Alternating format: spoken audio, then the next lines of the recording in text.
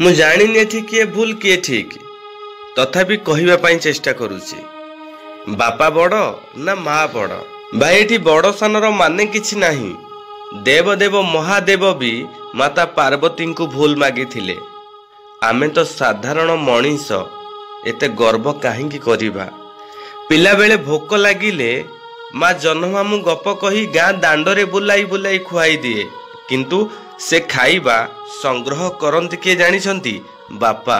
ପିଲାଟିକୁ ଖୁସିରେ ରଖିବା ପାଇଁ ମା ଉପରେ ଭରସା କରି ବାପା ଯାଆନ୍ତି ବିଦେଶ ରୋଜଗାର କରିବା ପାଇଁ। ଦୁଃଖ କେବେ ପିଛା ଛାଡ଼େନି ଭାଇ ଏଠି। ପୁଅକୁ ପାଠ ପଢ଼େଇ ଯେତେବେଳେ ବାପା ମା ମଣିଷ କରୁଛନ୍ତି, ସେତେବେଳେ ପୁଅ ବାପା ମା କଥାରେ ନୁହେଁ, ଭଲ ପାଉଥିବା ଝିଅ କଥାରେ ଚାଲିଥାଏ। ଆରେ ଯୋଉ ମା 10 ମାସ 10 ଦିନ ଗର୍ଭର ଯନ୍ତ୍ରଣା ସହି ତମମାନଙ୍କୁ ପିଲାଟିରୁ ବଡ଼ କରିଛନ୍ତି, ଆଜି ସେହି ମାକୁ ନିନ୍ଦା ଅପମାନ କରୁଛ। ଯୋଉ ବାପା ବିଦେଶ କ'ଣ ଜାଣିନଥିଲେ, ଶୀତ କାକର ସହି ତମ ପାଠ ପଢ଼ା ପାଇଁ ପଇସା ଦେଉଥିବା ସେହି ବାପାଙ୍କୁ ଆଜି ତମେମାନେ ଅନାଥ ଆଶ୍ରମକୁ ଛାଡ଼ୁଛ।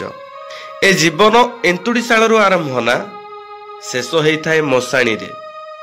ଏଇ କିଛି ମୁହୂର୍ତ୍ତରେ ଯଦି ଆପଣ ନିଜକୁ ସଜେଇ ପାରୁଛନ୍ତି, ତ ନିଜର ବାପା ମାଙ୍କୁ ସଜାନ୍ତୁ। ଯୋଉ ବାପା ମା ଥିଲେ ପୁଅ କେବେ ହାରିବା ଶିଖିନଥାଏ, ସେହି ବାପା ମାଙ୍କୁ ନିଜ ପାଖରେ ରଖନ୍ତୁ। ଭଗବାନ ଆପଣଙ୍କ ସାଥିରେ ରହିବେ।